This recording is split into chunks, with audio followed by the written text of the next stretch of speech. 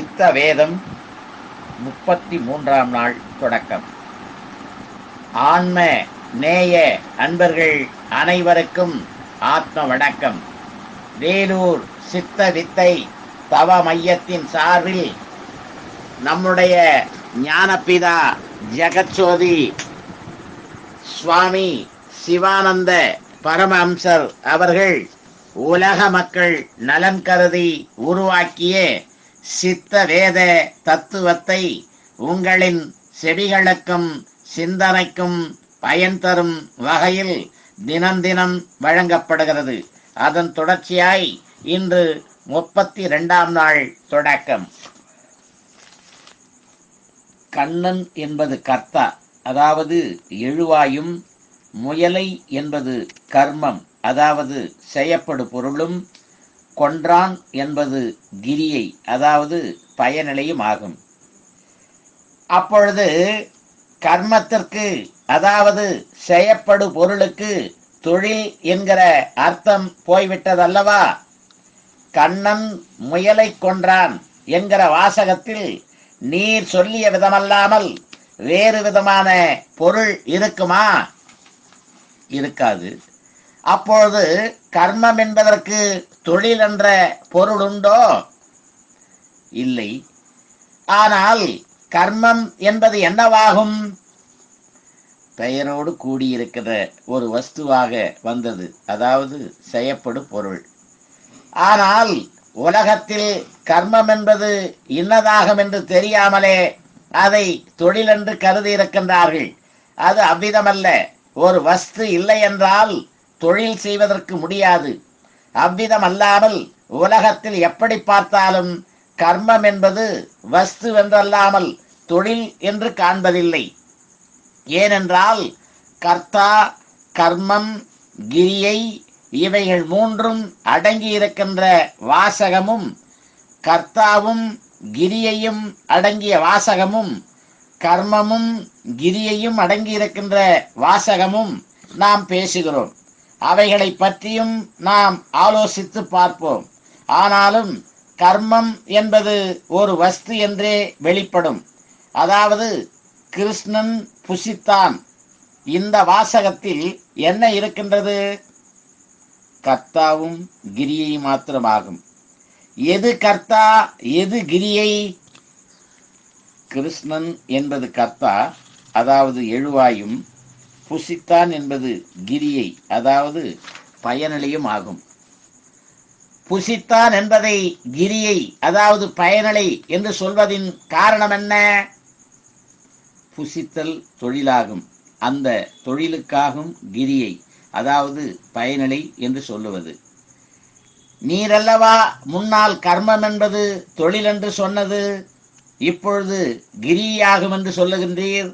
ஆனால் கிருஷ்ணன் புசித்தான் என்கிற வாசகத்தில் கர்மம் வெளிப்பட்டிருக்கின்றதா? இல்லை.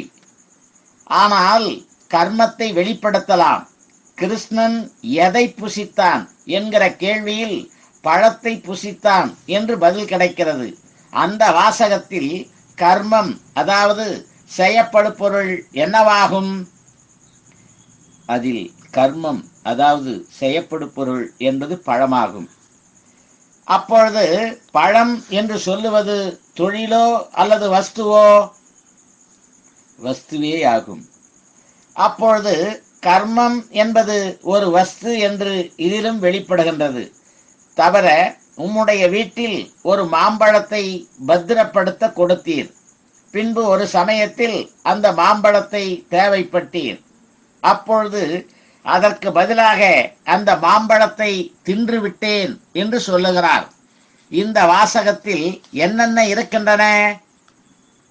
கர்மமும், அதாவது செய்யப்படும் பொருளும், கிரியையும், அதாவது பயனடையும் மாத்திரம் உண்டு. அதில் கர்மம், அதாவது செய்யப்படும் பொருள் எது? கிரியை, அதாவது பயனிலை எது? மாம்பழம் என்பது கர்மமும், அதாவது செய்யப்படும் பொருளும், தின்றுவிட்டேன் என்பது கிரியையும், அதாவது பயனிலையும் ஆகும். இந்த வாசகத்திலும் கர்மம் வஸ்துவென்றுதான் வெளிப்படுகிறது. அதனால் இது எவ்விதம் உலகத்தில் நடக்கின்ற சங்கதிகளை பார்த்தாலும் கர்மம் என்பதற்கு வஸ்து என்று அல்லாது தொழில் என்கிற அர்த்தம் இல்லாததே ஆகும். அதனால் ஆகும் கர்மம் இல்லையானால் ஒன்றுமில்லை என்றும் எல்லாம் கர்மமாகும் என்றும் சொல்ல காரணம். அதுகொண்டு கர்மம் அதாவது செய்யப்படும் பொருள் வஸ்துவாகும் என்று வெளிப்பட்டது. அப்பொழுது அந்த வஸ்து இல்லையானால் ஒன்றுமில்லை என்றும் எல்லா வஸ்துவாகும் என்றும் வருகிறது. அதனால் அந்த வஸ்துவைத்தான் நாம் அறிய வேண்டும். அந்த வஸ்து என்பது எதுவென்று சொல்ல முடியுமா? சொல்ல முடியும். அது என்னதாகும் என்றால், எவையவை காணப்படுகின்றனவோ அவை அனைத்தும் வஸ்துவாகும். அதுகொண்டு இக்காணப்படுகிற எல்லாம் வஸ்துவாகும்.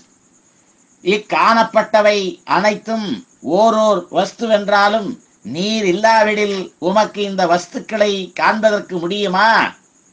முடியாது. அது என்ன காரணம்? நான் இல்லாததினால். நீர் இருக்கிறதென்றால் காண்பதற்கு முடியுமா? முடியும். ஆனால் நீர் தூங்குகிற சமயத்தில் இவைகளை காண்பதுண்டா? காண்பதில்லை. அது என்ன காரணம்? நீர் இல்லாதிருந்தீரா? அப்பொழுது நான் இருந்தேன் என்றாலும் என்னிலிருந்து உண்டான சக்தி என்னிலேயே அடங்கியிருந்தது. அதனால் காணவில்லை. அந்த சக்தி என்னவாயிருந்தது? ஒரு பிணத்திற்கு அந்த சக்தி உண்டாயிருந்ததோ? அந்த சக்தி என்னுடைய ஜீவசக்தியாய் இருந்தது. பிணத்திற்கு ஜீவன் இல்லாதிருந்ததினால் அந்த சக்தி உண்டாயிருந்ததில்லை. அந்த ஜீவசக்தி என்னவாயிருந்தது? வாயுவாய் இருந்தது. அந்த ஜீவசக்தி வெளியில் வாயுவாக சலிக்காமல் இருந்ததானால் இவ்விதமான யாதொரு நிலையும் காணப்படுமா? காணப்படுகிறதில்லை. அந்த ஜீவனுடைய சக்தியாகும் இக்காணப்படுகிற நிலைமை. அப்பொழுது காணுவதற்கு காரணமானது ஜீவனுடைய சக்தியாயிருக்கின்ற வாயுவாகும். அந்த வாயுவே வஸ்து. அந்த வாயுவாய் இருக்கிற வஸ்து இல்லையானால் யாதொன்றும் இல்லை. அந்த வாயுவில் பந்திக்கப்பட்டதாகும் உலகம்.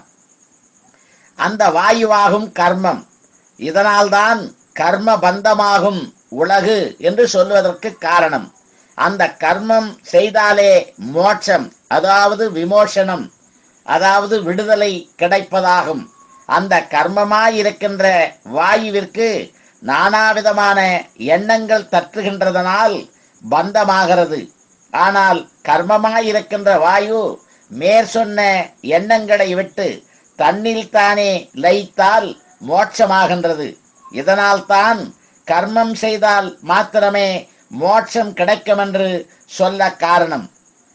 கர்மம் இசிக்கொள் வாயு, செய்கை இசிக்கொள் தொழில். அதனால் கர்மமாயிருக்கிற வாயுவினை கொண்டு செய்ய வேண்டும். அப்பொழுதே மோஷனமாகிறது. ஆனால் கர்மமாயிருக்கின்ற வாயுவினை கொண்டு எவ்விதமாகும் உலகத்தை பந்தித்திருக்கிறது என்பதை சொல்லுகிறேன், கேளும். 8 கால் பூச்சி என்று சொல்லப்படுகிற ஜீவியானது ஒரு வலை கட்டுகின்றது. அந்த வலையானது அது இருக்கிறதற்கும் அதனுடைய ஆகாராதிகளை சம்பாதிப்பதற்கும் மற்றும் உள்ளதற்காகும் அந்த வலை கட்டினது. எதனால் என்றால் நூலை கொண்டாகும் என்று நமக்கு தெரிகிறதல்லவா. ஆனால் அந்த நூல் எவ்விடமிருந்தாகும் கிடைக்கிறது? அதனுடைய உள்ளில் இருந்தாகும். அது அதனுடைய உள்ளில் இருக்கிற ஒரு சக்தியாகும். அந்த சக்தி ஒரு பசையாகும்.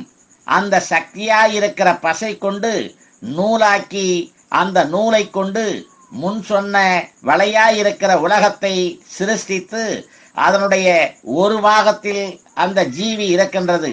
அதில் ஏதேனும் ஜீவிகள் அகப்பட்டால் அவற்றை பிடித்து தின்னவும் செய்கிறது.